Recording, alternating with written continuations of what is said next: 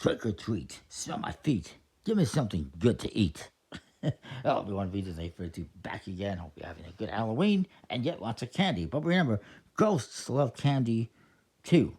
This is a game, it's a pretty big box from 25th Century Games and designed by Danny Devine. It's for 2 to 6 players in 20 to 45 minutes, ages 8 and up. This you can find on Amazon. That's where I got it pretty easily, or elsewhere. It came out in 2022. This is actually a follow up to a previous version of the game. It's a really cool little game. Well, little. It's got pretty big amount of components. You got this nice bag, and inside it is a bunch of treat tokens, candies, and other stuff that you're going to be pulling out throughout the game. Some of them are candies. Some of them have negative points, like pennies. Nobody wants to get a penny in their trick or treat bag, or even worse, a toothbrush. Then again, I've never known anyone to hand out toothbrushes and pennies, but well, pennies, yes, for like UNICEF, because even when I was a kid, I used to go around with these UNICEF boxes tied around our neck or whatever, and ask for donations. We get them from time to time. You also get these cards. These are your ghost cards, and each player is going to take a set of these. They have cards numbered 1 through 9. And you got Toppington, Ruby, Rowdy, Buster, Queenie, Joy, Mix Spooky, and Sparkle. And each player is going to get a set of these for like beating essentially. So I'll do Toppington, they can be Ruby, and they can be, let's say they're Rowdy. I'll put this bag aside. To get that, you also have these cards. Each player is going to get one of these. These are your craving cards, and they tell you what candies you are craving, which ones you kind of want to try and collect. Like, this person really wants to collect lollipops. They really don't care for gummies. Peppermint, not so much. But lollipops and chocolate, hey, that's my jam. I wouldn't mind that one. Well, I'll put those ones aside. Well, you're going to take them, and on the other side there is a reference as well. You'll shuffle them up, and you give each player one, which you're going to keep secret. And so I'm going to be looking for candy corn and peppermint, but not licorice and chocolate. This player is going to be looking for chocolate and licorice, the opposite, but not peppermint or candy corn. And this player is going to be looking for whatever. I'll leave these face up so we can see them, but technically I believe you leave them face down. And I'll leave a reference guide for myself here. And then you got all these cards. There's a bunch of them. They're tarot sized. These are poker sized. All just plastic coated finishes, for the record, no linen finishes. And these are kid cards. There is 100 of them. And these are all different kids that you're going to encounter in the streets. And you're trying to scare them so that you can get their candy. But you don't want to petrify them. Because they could be penalizing for you. There's all sorts of different symbols as well on the cards, which I will go over what they mean, basically. And I'll explain the setup. But, so, these cards, like this one has this, what is that, a hexagon? No, it's not. I forget what it's called. But it's basically an end game ability, if it's got that symbol. This one specifically is end game stats, but there's also end game neighborhood that has a house on it. This one is a, when scared, it will trigger this ability. This one that has directional pointing triangles affects the adjacent kids.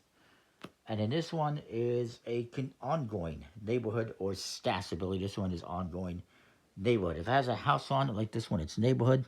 If it's got the bag on it, it just affects the stats that you have. So we'll mix these all in there.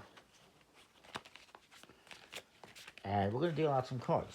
We're going to put these cards out to form the neighborhood. And let me just see how many kids you're going to use for 3 players.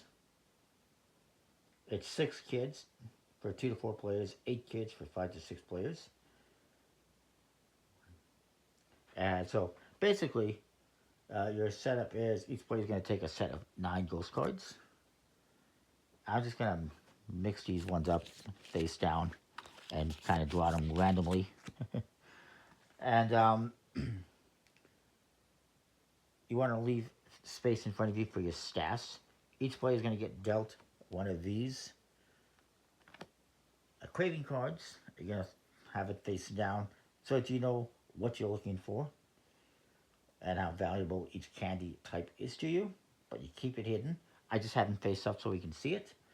We're going to shuffle the kids' cards together and form uh, the deck and put either 6 for 2 to 4 players or 8 for 5 to 6 players in a neighborhood. So I will do that.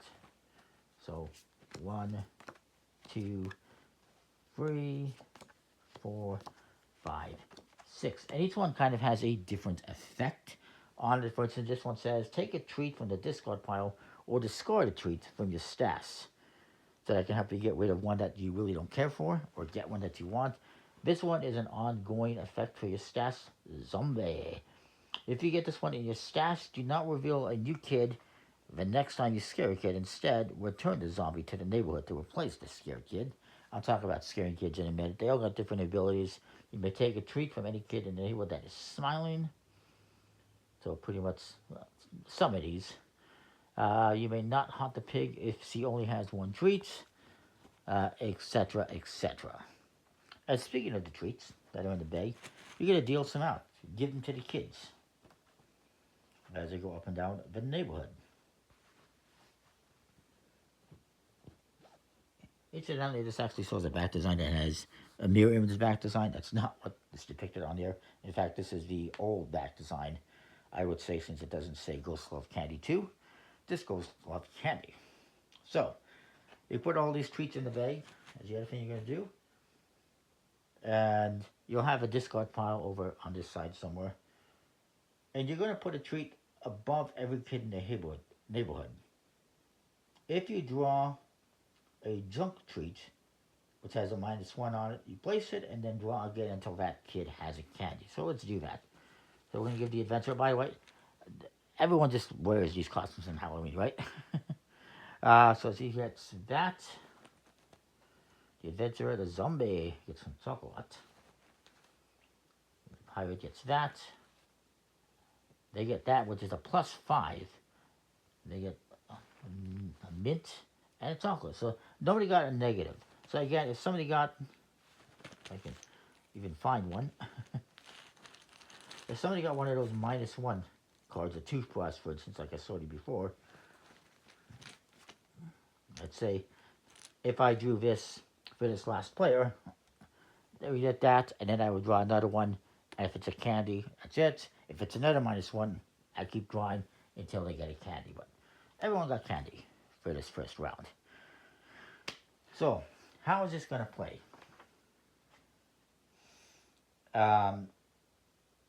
Each player is also going to draw some treats from the bag that is dependent on the player count.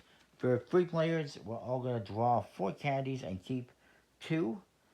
For 4 to 6 players, we draw 3 and keep 2 and discard the other one. And for 2 players, they draw 6, keep 3, and discard 3. So we're just going to draw 4 candies for this player count. Doesn't matter if they're good or bad. Just draw them. And then we're going to discard 2. And so I'm looking at this. Lollipops are fine for me. I don't care for licorice. I don't want the -1. This is really good for me. So I'm going to discard these 2 into the discard pile. They're going to do the same thing. They really like chocolate. This one's good. These ones, not so good. And then they really like peppermint, so they're just going to discard these ones. And that starts your stash off. So then we get into how to play the game. So, after each round, you're going to skip this in the first round, but after each round, you will add new treats to each of these kids, as long as they, and again, if you add a junk treat, you'll draw another until the candy token is drawn. And if they still have a treat from before, from the previous round, they're just going to have more treats. The next thing you're going to do is determine the turn order. And what you're going to do is you're going to take a ghost from your hand and place it face down in front of you. And then we all reveal simultaneously to determine the start player. Let's give it a different one for him so they're not both eights. If there is a tie, you each just going to draw and reveal a card from the kid deck. So if there was a tie, like, okay, we both had eights here. What they're going to do is draw a card from the kid deck. We'll just deal with that. And they each draw one. They're going to look at this number that's in the corner. This one's a 31. This one's a 93. And in that case, whoever has the highest number would win the tie.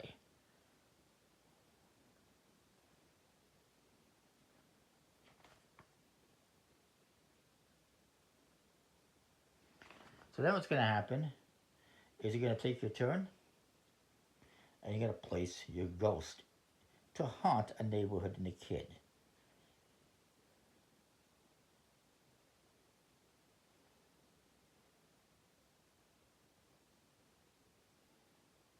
And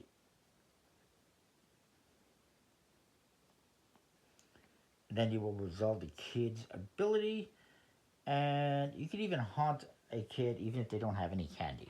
So it's going to be whoever played the highest card first. So technically we did the tiebreaker, and this guy'd be first. I'll just put this back. Who doesn't draw this? Abe Lincoln, right? Abe Lincoln. So they get to go first, and they're going to haunt the magician. And they get this candy.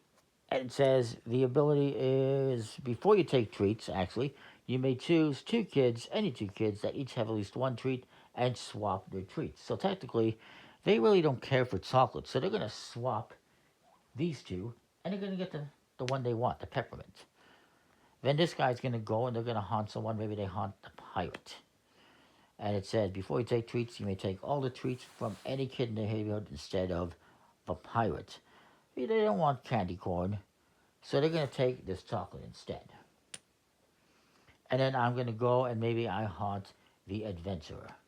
And it says, take a treat from the discard pile or discard a treat from your stash.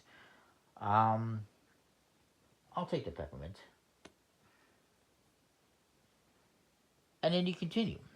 And then, again, we're going to refill that. We resolved the kid abilities. We took treats.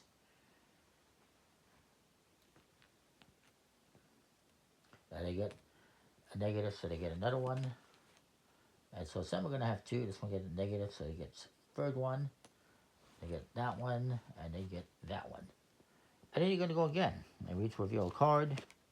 You're going to play it face down. And then you're going to, and I'm not going to do this one. I'm going to do, let's say I do 4. Obviously, you're going to keep an eye on what you're doing. So anyways, at any point in time, if you play a value that will total to more than the kid's value, you will scare them. Because you exceed that kid's courage. And then you're going to put that scared kid into the stash of the last player who haunted that kid and discard all the ghosts from below the scared kid. And if there happens to be any treats above them, they get discarded. So let's say, and it's if you play the value or higher. So if this guy plays this 2 here, he's going to scare that kid. But I'm going to, oh, I didn't reveal my card. I played a 4. Highest card is going to go first. He's just going to play this card here. So he's going to lose these treats because he scared the kid. And he can take any treat from the kid neighborhood that is smiling. I guess he could take this one. And then he's also going to collect this card and lose this card. That gets discarded. If the value equals or exceeds the value of the kid, they get scared. They lose their candy and probably other things. I won't say S words, but you can guess. And all the cards out here get discarded if there's more than one. And then any treats that are above that kid when they get scared gets discarded. But as far as I know, you still do the ability. I did the ability anyways. And next you're just going to reveal the next kid card and replace them. So now maybe I could do Pig or I could do Lincoln. I'm going to actually do Lincoln. I don't get any treats for that. Actually, I'm not going to do that one. um, I could do the zombie and scare the bejesus out of him. And do not reveal the new kid next time you scare a kid. Instead, just return the zombie to the neighborhood. So that's kind of an interesting one. Um, this one's kind of cool, though. This one, you can see all of them are worth -2 at the end of the game. This guy's got -2 for him. But this one's a +3 for every penny in your stash instead of -1. So you might want to collect pennies. But I wouldn't scare him anyways. Okay, I'm going to actually just scare the zombie. So I'm going to lose these. And I'm going to collect this. And again, if I scare a kid, the next time I scare a kid, instead of drawing a card from here and replacing it, I just put the zombie there instead. So that's kind of cool. And this card's going to be discarded. Then next highest, did the pink guy? Wait, the pink guy did it right. So there's this guy, and he is going to just play here. And he doesn't get any treats because there's no treats left. But if he gets that Abe Lincoln next time, or maybe he doesn't do that. He's going to do... He's just going to do this pig and collect these, even though it's a negative. And he doesn't scare anyone. So then these cards stay here again. We bring out more candy. One for each player. Again, if there's a negative, you add a second one. Oh, look at that. 2 candy corn. And nobody really wants candy corn. Well, actually, I do, so I lied. So I might want to go for that one. If I did, I might play the 1. You know, and I would put that 1 there, get the candy. Don't scare the kid. But I get the candy I really want. So you're going to do that throughout the game. And the game will end. The round ends. The round ends once everyone has taken a turn and all kids, treats, and ghosts are still in play. And you do the place treats, where you put the treats out on each one like we just did. The game ends once all ghosts from your hands have been played by every player. So you might still have some out here. Some of them might be discarded. You don't get them back after you play them. And then you will reveal your craving card, and you're going to score the points. So I would get 5, 8, 12 points. This guy would get 10. This guy has a whole bunch. He's got 15, 20. Nothing for the chocolate. 19. -2. So he has 17. And I forgot I have that. So I have 10. So 5, 9, 12. -2 is 10. But yeah. Also, if there are any kids in the neighborhood that have this guy has this, that would have to be resolved. It's just each penny in your stash would be worth 3 points instead of 1. And that's that would be if he has it in a stash. If there is a neighborhood icon, the house in the red, then it would affect everyone basically. This one, of course, is the scare one. So a puzzle block, it's a puzzle block, it's a Tetris piece. If they're scared by an even-numbered ghost, add them to your stash, which is worth 5 points. Otherwise, discard them. So that meaning if this player put this, let's say, this 5 here, and then later on I played a 6, and I scared him, I would get this ghost, and it's worth 5 points. Otherwise, if I played, let's say, a 7, it would be an odd-numbered card, and I would just discard them. So it's kind of cool. It's an interesting little game. Fun artwork, fun little game. Lots of different kids to scare, lots of cards to play through over and over. It's simple. I probably overcomplicated it. It's a fairly simple game. You're just playing cards, trying to scare kids, or perhaps not scare kids, collect candy. Whoever has the most points at the end, based on their candy that they're looking for, wins the game. straightforward. That is that. Nice quality game. I like it. Comment, like, subscribe. Let me know what you think, and we'll see you next time. Thanks for watching. Trick or treat. Happy Halloween. Smell my feet. I don't know what to say anymore. See ya.